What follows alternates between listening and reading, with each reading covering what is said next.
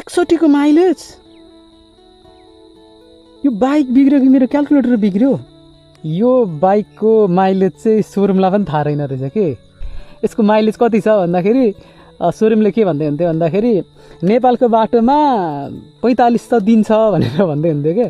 मैले चाहिँ यसको माइलेज चेक गर्नको लागि नै मैले हजारको तेल हालिरहेको छु क्या। म देखाइदिन्छु ल ठ्याक्कै यसले कति माइलेज दियो म तपाईँलाई हिसाब गरेर निकालेर देखाइदिन्छु है।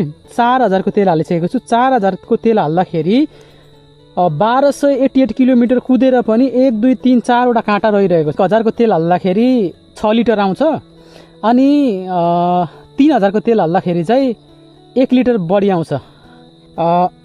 6 × 3 3000 को तेलमा 18 भयो अनि यसमा चाहिँ 1 लिटर बढी पर्छ के। 1 लिटर प्लस 1 लिटर गर्दाखेरि 19 भयो। 19 लिटरको चाहिँ तेल सकिसकेर मैले फेरि अर्को 1000 को तेल हालेको छु। 1000 को तेलबाट एउटा काँटा घट्यो। एउटा काँटा घट्दाखेरि 4 वटा काँटामा हैन एउटा काँटा घट्दाखेरि लु मैले 2 नै माइनस गरिदिएँ। यसमा प्लस 2 जम्मा 21 लिटर तेल सकिसक्दाखेरि चाहिँ 1288 किलोमिटर कुदेको छ। अब 1288 भागा 21 61 देखाएको छ यार। 61 को माइलेज। यो बाइक बिग्रियो कि मेरो क्याल्कुलेटर बिग्रियो कि मलाई हिसाब गर्न आएन यार। यो 1288 नै हो नि। 1288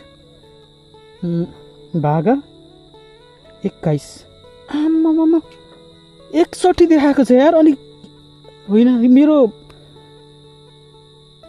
यसले 61 को माइलेज दिएको। गाडीले माइलेज दिने भनेको चाहिँ कतिमा हो भन्नुहुन्छ भने तपाईँको 50 to 60 को होइन स्पिडमा तपाईँले कुदाउनु भयो भने चाहिँ गाडीले माइलेज दिने हो क्या। अनि मैले यो बाइक चाहिँ कुदाउँदाखेरि भनेको चाहिँ 70 को स्पिडमा एभरेज 70 प्लस चाहिँ मैले सुरुमा कुदाएँ। त्यो चाहिँ फर्स्ट सर्भिस नभएसम्म 500 किलोमिटर नकुदेसम्म। त्यस पछाडि चाहिँ मैले यो 90 प्लसमा कुदाएको छु क्या। म्याक्सिमम मैले 90 प्लसमा कुदाएको छु होइन। अनि अफ रोडमा पनि पहाडमा पनि कुदाएको छु कि।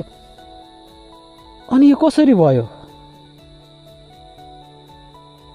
अनि यसरी त फेरि अनि यो त रोडमा मात्रै अनि फेरि होइन 50 देखि 60 को स्पिडमा मात्रै कुदाउने हो नि त। अनि यसले 70 प्लस पो माइलेज दिन्छ कि के हो? अरे मलाई के हिसाब गर्न आएन यार।